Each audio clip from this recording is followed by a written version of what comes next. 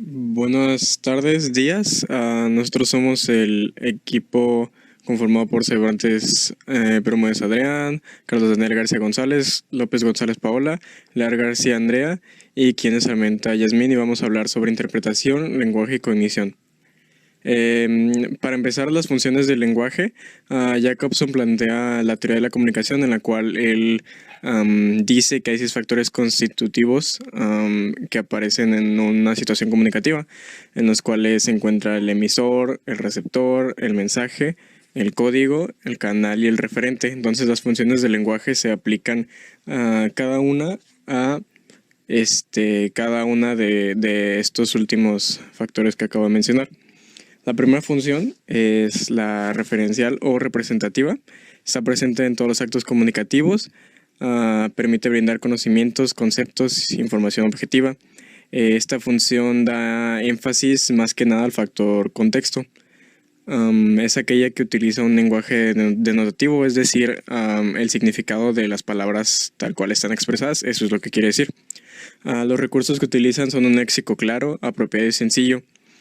No utiliza adornos ni frases recargadas, tiene una atenuación neutra y sin emociones. La intención de esta función es transmitir o informar el contenido del mensaje, y se ve presente en muchos tipos de texto, como son el expositivo, el narrativo, el descriptivo y el conversacional. Algunos ejemplos de esta función son como el siguiente: la plata es buena conductora de la electricidad. Aquí vemos que es una afirmación, está dando información y pretende transmitir eso, información. Al salir de un banco, el ladrón pisa una cáscara de plátano, se resbala y cae en medio de la calle. Igualmente está solamente informando, está comunicándonos un hecho. La siguiente función es la emotiva o expresiva, también llamada sintomática. Permite al emisor exteriorizar sus actitudes, cómo se siente, su estado de ánimo, deseos, voluntades, el grado de apasionamiento que éste tiene. Por consiguiente, esta función está centrada en el emisor mismo. Los recursos que emplea son una entonación exclamativa o interrogativa, uso de pronombres y formas verbales en primera persona. Y tiene como intención esta función expresar los sentimientos y emociones del emisor. Como ya dije, están centrados más que nada en el emisor y se ve presente en textos expositivos argumentativos, en situaciones conversacionales y en textos descriptivos. Como ejemplo, vemos: Mania, un ladrón acaba de salir del banco y el muy menso ha pisado. Ahí vemos que la persona que está transmitiendo eso deja ver como su forma de ver de lo que está pasando. Dice que el ladrón es muy menso. Y luego dice: qué fuerte, ha pisado una cáscara y se ha dado un resbalón impresionante contra el borde de la pista. Está describiendo como desde su punto de vista ve la situación, y allí expresa pues sus sentimientos y emociones. La siguiente función es la apelativa o conativa. En esta, el emisor espera causar una reacción en el receptor. Y por tanto la función está centrada en el receptor o el destinatario. El hablante pretende que el oyente actúe a través de órdenes, ruegos, preguntas. Se da más que nada en el lenguaje coloquial y también en la publicidad, propaganda política, ideológica en general. Aquí el emisor pues intenta impregnar su mensaje con, por así decirlo, su ideología, para que tenga una reacción el receptor. Se ve un uso de pronombres y formas verbales en segunda persona, uso de verbos en modo imperativo, entonación exclamativa e interrogativa. Como ejemplos están: a ti te estoy llamando, o Pepe, siéntate. Aquí es claro que son expresiones imperativas que pretenden que el receptor realice una acción. La siguiente función es la fática o de contacto. Esta está orientada al canal de comunicación entre los dos actuantes, entre el emisor y el receptor. Y su finalidad es iniciar, prolongar o interrumpir una conversación, o solamente comprobar si existe una comunicación entre las dos personas, emisor y receptor. Tienen funciones que se utilizan para iniciar, mantener o finalizar la conversación. Por ejemplo, las expresiones por supuesto, claro, escucho, perfecto, bien, de acuerdo y etcétera. La función poética es aquella que está orientada más que nada en el mensaje. Pretende atraer la atención sobre su forma. Más que nada se utiliza el lenguaje con un propósito estético. Sus recursos son variados y, por ejemplo, se ven las figuras estilísticas y los juegos de palabras. Y como vemos aquí, esta función no se encuentra más que nada, pero no exclusivamente, en textos literarios. Utiliza recursos de la lengua literaria como vocabulario selecto, lenguaje cuidado y esos recursos que evoquen la belleza. Como ejemplos tenemos estas dos oraciones. La primera: las nubes, cual copos de algodón esponjosos, flotan en el azul del firmamento.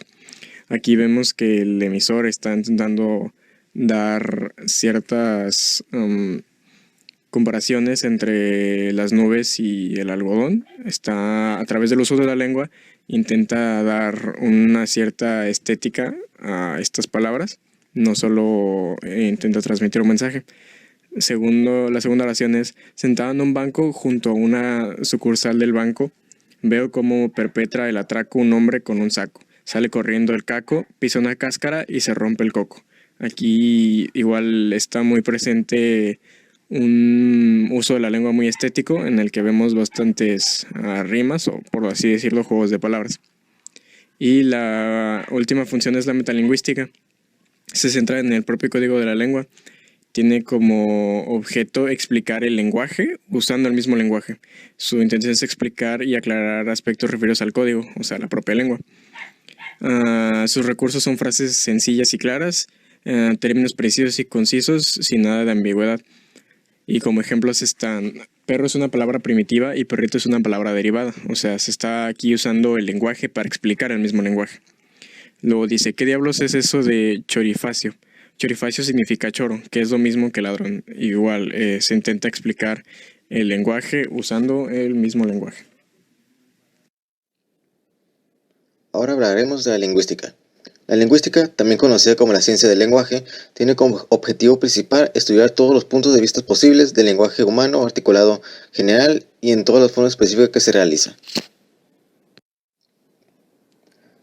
La lingüística se divide en tres áreas. La primera de las áreas es la lingüística descriptiva o sincrónica. Esta se ocupa de los elementos del lenguaje verbal y describe las clases de palabras, sintaxis, reglas gramaticales y fonemas. Al mismo tiempo es la que nos proporciona la gramática, así como el estudio del lenguaje en la variante llamada funcionalismo. La segunda es la lingüística histórica, diacrónica o evolutiva. Esta estudia la evolución de la lengua y sus relaciones con los términos. Puede ser lingüística comparada histórica, de que construir una lengua a través de comparación, o lingüística histórica propiamente dicha, también conocida como gramática histórica. Esta estudia la transformación de la lengua a través del tiempo. La tercera es la lingüística aplicada. Esta consiste en las aplicaciones prácticas de la lingüística teórica, tales como en la traducción y la enseñanza de lenguas. La lingüística aplicada es un estudio interdisciplinario que constantemente está en cambio gracias a la aparición de nuevas disciplinas, así como el avance de las ya establecidas. Existen varias intersecciones entre la lingüística con otras disciplinas. Lluís Pairato menciona que hay 5 áreas agrupadas que dan a ulteriores divisiones. Estas son lenguaje, cerebro y mente, lenguaje, aprendizaje y trastorno, lenguaje, cultura y sociedad, lenguaje, matemática y nuevas tecnologías, lenguaje, gramática y aplicaciones. La primera es lenguaje, cerebro y mente. Esta está vinculada con la biología, la lingüística y la neurolingüística. Con la psicolingüística, que es una intersección entre la psicología y la lingüística, tiene como meta observar la manera en que hablamos y la forma en que interpretamos la lengua. Observar cómo codificamos y decodificamos las mismas. De cómo aprendemos una lengua y estudiar los trastornos que causan la pérdida del habla y la relación pensamiento-lenguaje que había planteado Aristóteles. La segunda es lenguaje, aprendizaje y trastornos. Este tiene que ver con una manera en que adquirimos una lengua. Explicado con el generalismo de Chomsky, refiere a la manera en que un individuo puede adquirir una lengua estando en convivencia de una comunidad específica, ya que cualquier individuo dotado de la facultad de hablar es capaz de expresarse en su propia lengua con corrección e interpretar y entender lo que otro individuo de su comunidad lingüística le pueda comunicar. La tercera es lenguaje, cultura y sociedad. Está ligado a la etnolingüística, a la antropología lingüística y a la sociolingüística. Dentro de estas perspectivas se ve la lengua desde un punto de vista sociocultural. La etnolingüística se encarga de ver el papel que tienen las etnias en el lenguaje. La antropología lingüística, el papel de la cultura, y la sociolingüística sobre el papel de las condiciones sociales. La cuarta es lenguaje, matemática y nuevas tecnologías. Esta se relaciona con la lingüística matemática y computacional y la traducción automatizada. La lingüística matemática estudia las propiedades matemáticas de la lengua. La lingüística computacional estudia las diferencias entre la informática y la lingüística, y la traducción automatizada es desarrollada para sustituir a la traducción humana al hacer instantáneamente lo que un individuo no puede. Por último, lenguaje, gramática y aplicaciones está constituida por la gramática aplicada, la cual aplica lo que mejor se acomode al problema que se está tratando de solucionar. Ahora hablaremos de la interpretación. La interpretación es una traducción oral instantánea en oposición a la traducción. El propósito de la interpretación es comunicar un mensaje en la lengua original para transmitirla a una lengua meta. La interpretación tiene dos tipos: la consecutiva y la simultánea. La interpretación consecutiva consiste en escuchar el mensaje de un significante lingüístico en la lengua original y captar esas ideas y conceptos dichos por tal significante, formulando esas ideas para luego transmitirlas en la lengua meta. El intérprete escucha el mensaje de la lengua original, generalmente tomando apuntes, y reproduce en el lenguaje terminal, inmediatamente después de la intervención del orador, con todo el significado y el mismo orden de conceptos. El intérprete debe también dar la impresión de que es él el que está dando el discurso. En el caso de la interpretación simultánea, consiste en la formulación instantánea del discurso del orador. Como en la interpretación consecutiva, el intérprete no traduce las palabras pronunciadas por el orador, sino que extrae el significado del discurso para luego tomar los significantes, entonación, gestos y lo expresa en la lengua terminal. El intérprete debe realizar un esfuerzo de comprensión y de análisis a fin de captar el desarrollo del discurso y transmitir simultáneamente en la lengua terminal, de manera fidedigna, idiomática y espontánea, como si fuera el orador el sentido del discurso. El proceso de interpretación consiste en tres fases. En la fase 1 se obtiene el mensaje a través de la audición o la lectura del mismo mensaje en la lengua original por el mismo orador o emisor. En la fase 2 es la audición, decodificación y memorización. En este proceso se entiende el mensaje y se prepara para ser transmitido en la lengua meta. En la fase 3 se transmite ya interpretado o recodificado el mensaje para su transmisión en la lengua terminal. Ahora hablaremos de la estructura cerebral. La primera división que se puede dar a conocer es el de dos partes, que es el hemisferio derecho e izquierdo. Ambos se encargan de diferentes enfoques en nuestro cerebro. La parte derecha se encarga más de las imágenes, de las sensaciones, lo que sentimos y lo que vemos, mientras que el lado izquierdo sí se dedica un poco más al lado del lenguaje, se especializa un poco más en esa parte. Vamos a hablar un poco más de eso en la siguiente diapositiva. Bueno, de estas dos partes de hemisferio, el derecho y el izquierdo, lo podemos dividir aún más en 5 partes. En este caso serían el lóbulo frontal, el lóbulo parietal, lóbulo occipital, el lóbulo temporal y el cerebelo. Ahora hablaremos del lóbulo frontal. Lo más importante es su tamaño. Es la parte más grande del cerebro que se localiza en la parte de enfrente de la cabeza. Se le dan las atribuciones racionales de ser humano. Sus partes son divididas en la corteza motora, la cual se encarga en la planificación y ejecución de los movimientos. La corteza prefrontal, la cual se encarga más que nada en el metapensamiento, las ideas abstractas, la imaginación. Se se encarga también de la ideación a largo plazo y del control de nuestra conducta en general. Luego nos vamos al área Broca, la cual se encarga más que nada del idioma, el lenguaje y todo lo que tiene que ver con esa parte del ser humano, que es en sí la comunicación. Ahora nos vamos al lóbulo parietal. Esta se divide en dos partes: la integración sensorial, la cual se encarga de dar significado a las cosas mediante su olor, sensación y movimiento.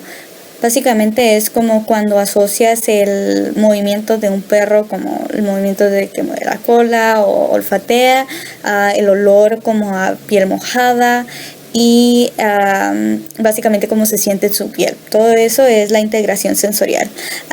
Luego nos vamos al procesamiento simbólico y el procesamiento analítico. Es la parte más analítica del cerebro y pues por ende es la más matemática del cerebro.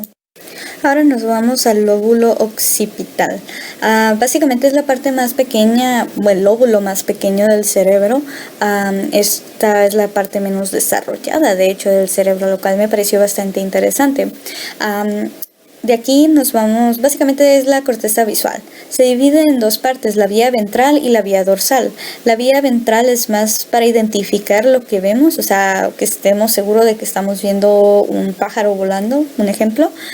Y la vía dorsal es la que sigue el movimiento para saber con certeza de que el pájaro está volando. Básicamente vía ventral reconoce, vía dorsal sigue el movimiento. Por último nos vamos al cerebelo.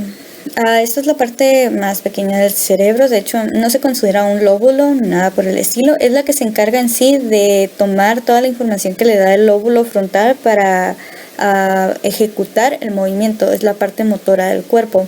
Es la parte también donde se centran más las neuronas del cerebro. Más de la mitad se pueden encontrar en esta parte, en el cerebelo. También en estudios recientes se le da la asociación a las sensaciones y a los sentimientos, así que todavía estamos explorando aún más. Me parece bastante interesante de que realmente el que tenga una gran cantidad de neuronas, de hecho, hace un poquito obvio el hecho de que va más allá del movimiento en lo que nos puede servir el cerebelo. Vamos a seguir con el tema del cerebro y el lenguaje y de qué manera estos dos se relacionan. Vamos a empezar diciendo esta cita de Merlin Donald de 1991. Él dice que la evolución no solo ha dado un cerebro mayor, una memoria más amplia, un léxico, un aparato fonador especial a los seres humanos, sino que nuestra evolución ha creado sistemas nuevos de representar la realidad.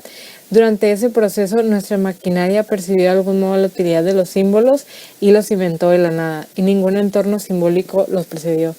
Esta cita me parece muy importante ya que da una pequeña introducción a todo el tema que vamos a hablar. Vamos a empezar diciendo de qué manera está dividido el cerebro. El cerebro se divide en dos hemisferios, que es el izquierdo y el derecho. Esos hemisferios también se dividen en 4 lóbulos duplicados a cada lado del cerebro, que son el lóbulo occipital, lóbulo parietal, lóbulo 96 temporal y lóbulo frontal. Además de estos sectores que ya mencionamos, también aparece el sistema límbico, que es, a excepción de la glándula pineal, también está dividido en izquierdo y derecho y cumple funciones diferentes de acuerdo con su lateralización. El lenguaje se desarrolla en áreas muy específicas del cerebro. Estas son 6, que es el área de Broca, el área de Wernicke, el área de Luria de manera inferior, el área de Luria de manera superior, el área de Dejerine y el área de Exner. Empezando por el área de Broca, vamos a hablar un poquito de esta. Esta se ocupa de la producción del lenguaje articulado y de igual manera elabora las melodías cinéticas, que estos coordinan y secuencian los movimientos que uno hace al hablar. El área de Wernicke es muy diferente al anterior, ya que se ocupa de la comprensión del lenguaje que articulamos y que no articulamos. El área de Luria, de manera inferior, funciona en coordinación con la primera área que mencionamos, que fue el área de Broca, pues interviene en la formación de imágenes verbomotrices y en general en praxias propias. Las praxias son movimientos organizados que realizamos para alcanzar un objetivo específico. como la coordinación de movimientos y la recepción de información que provienen de diferentes partes del sistema fonoarticulatorio. El área de Luria, pero de manera superior, tiene una función especial también en las praxias, pero en las praxias mano-ingetales, que estas son las que acompañan el lenguaje hablado, y también el área de Luria cumple un papel muy esencial en los procesos de la escritura. La siguiente área es el área de Dejerine. Esta es la encargada de que se integren los símbolos que se presentan en la lectura y en la escritura. También esta integra e interpreta los estímulos visuales necesarios para la comprensión y producción de un texto escrito. La última área, que es el área de Exner, junto con el área de Luria Superior, se encarga de la escritura, pero particularmente se ocupa de las melodías cinéticas que salen de la escritura, al igual que el movimiento de manos y dedos que hacemos al escribir. Vamos a hablar un poco de la simetría cerebral. Bogen nos da una cita que dice: el intelecto es un órgano compuesto por varios grupos de funciones que se pueden dividir en dos clases importantes: las funciones y facultades de la mano derecha, las funciones y facultades de la mano izquierda. Las facultades de la derecha son exhaustivas, creativas y sintéticas. Las de la izquierda, críticas y analíticas. La izquierda limita con la verdad revelada. La derecha agarra lo que es aún escurridizo o indeterminado. Ambas son esenciales para la integridad de la razón humana. Si la educación del niño no adolece de imperfecciones y unilateralidad, estas importantes funciones de la máquina han de elevarse a la máxima y más noble potencia. Esta es una pequeña introducción porque ahorita vamos a hablar de lo que son las asimetrías cerebrales, siendo asimetrías anatómicas y funcionales, y también las asimetrías sexuales. También nos da una pequeña introducción hablando de los hemisferios izquierdos y derechos, que es un tema súper importante para saber de qué manera nos comunicamos y por qué cada quien se comunica de diferente manera. Vamos a empezar diciendo que la asimetría cerebral se asocia a la anatomía, funcionamiento y a la sexualidad. De ahí salen las asimetrías que ahorita vamos a ver a continuación. También se dice que las personas que tienden a usar enfoques verbales o analíticos frente a los problemas utilizan más el hemisferio izquierdo. Aquellas personas que se caractericen por usar métodos espaciales u holísticos son caracterizados por usar el hemisferio derecho más que el izquierdo. También esta decisión que se hace entre el hemisferio izquierdo y derecho se refleja mucho en la percepción, en la memoria, en qué manera aprendemos cada individuo, también en qué manera organizamos las cosas que pasan, y la característica más importante de qué manera usamos el hemisferio izquierdo y por qué resolvemos cada situación de diferente manera y por qué percibimos las cosas de diferente manera, es por nuestra personalidad. También se hacen diferencias, obviamente, del hecho de ser hombre y mujer, actuamos de manera completamente diferente. Vamos a empezar hablando de las asimetrías anatómicas y funcionales. En estas vienen lo que es el hemisferio izquierdo y vamos a empezar a hablar de ello. Fajardo en 2005 nos da una definición del hemisferio izquierdo, empezando diciendo que este se caracteriza mayormente por ser calculador y comunicativo. Se sitúa la facultad del lenguaje, es capaz de planear, ejecutar planes complicados, es más analítico, lógico, racional, detallista, preciso y sensible al tiempo. Memoriza y recuerda los nombres de los objetos y está en capacidad de expresar, más no experimentar, los sentimientos y las emociones. El hemisferio izquierdo se encarga de la representación lógica de la realidad y de la interacción con el mundo exterior. Este hemisferio se considera que es el dominante porque es el que se sabe comunicar, hablar, leer, escribir, contar, inclusive razonar. En pocas palabras, el hemisferio izquierdo es el más lógico, el racional, el que ve las cosas de manera lógica, no pone atención a los sentimientos. lo no sabe muy bien de qué manera expresarlos, sí los experimenta, pero de alguna manera los ignora, porque siendo este es el hemisferio más dominante, obviamente se deja llevar más por la lógica y el razonamiento. Siguiendo, vamos a hablar del hemisferio derecho. Y Fajardo dice que este hemisferio es emocional. Básicamente es el hemisferio emocional. Este procesa las cosas de manera más holística. Tiene que ver más con la percepción sensorial que con el conocimiento abstracto. También es responsable de los sentimientos de miedo y de duelo. Aquí me pareció que faltó un poquito más de definición de parte de Fajardo. Lo plantea como un hemisferio un poquito débil, ¿no? Pero no es así, ya que actúa de manera callada. Este es el encargado de centrar toda la atención sobre un hecho muy específico, ya que experimenta las emociones, la motivación y los sentimientos. Ese es el que es incapaz de expresarlas, pero es responsable de la intuición, elemento indispensable en la creatividad. Este hemisferio básicamente se deja llevar por las ideas, por la imaginación, por la visión, por la misión.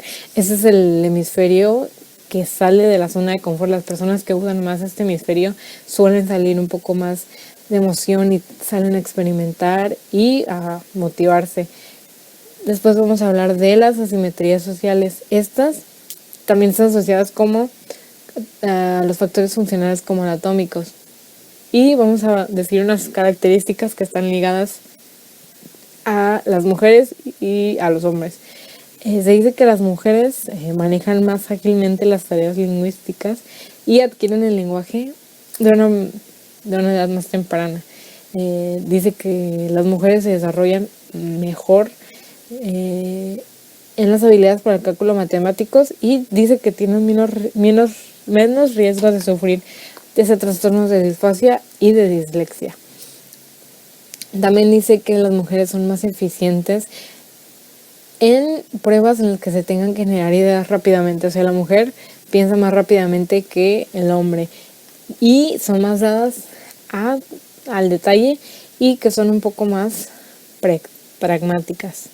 Los hombres, en cambio, dice que responden más fácilmente al razonamiento matemático, distinguen con mayor facilidad fondo y figura, razón por la cual estos son mejores en situaciones de razonamiento geométrico. También tienen mejor ejecución en el mantenimiento y en la manipulación de una representación mental.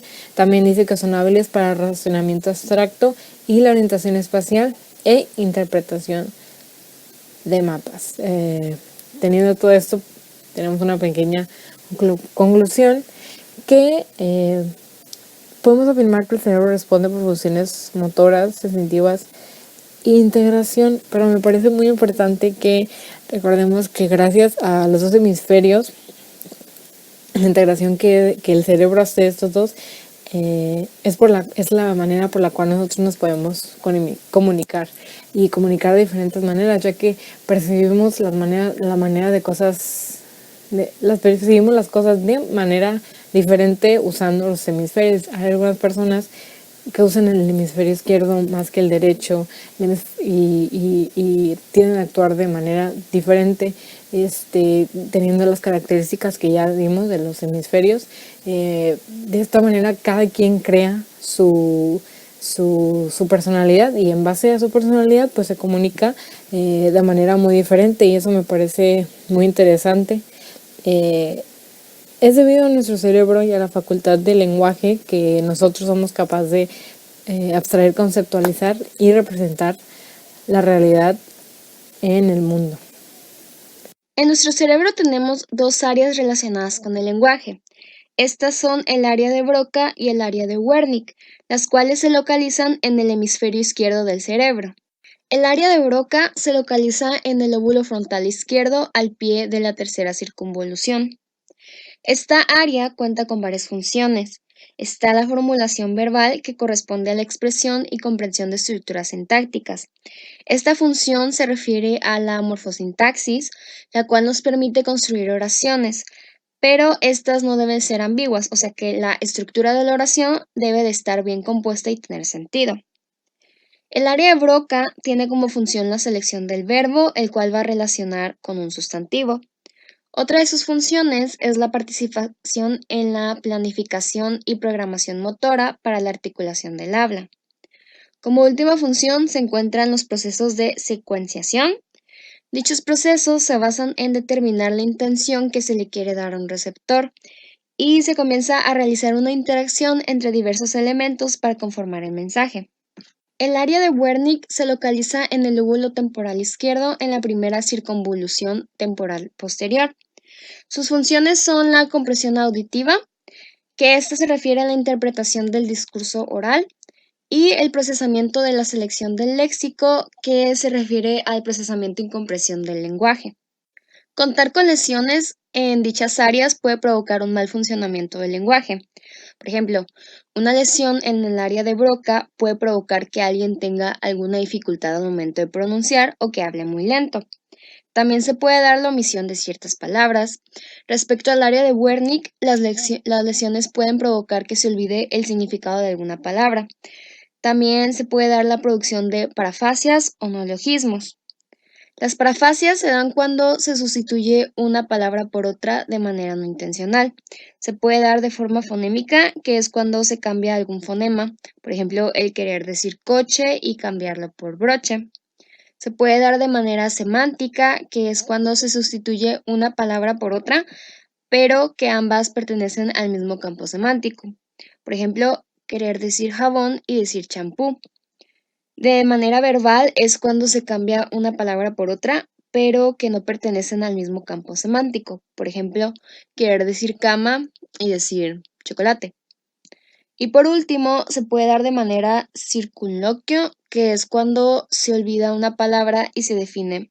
Por ejemplo, si se nos olvida la palabra almohada, la podemos definir como la cosa esponjosa en la que apoyamos nuestra cabeza cuando dormimos.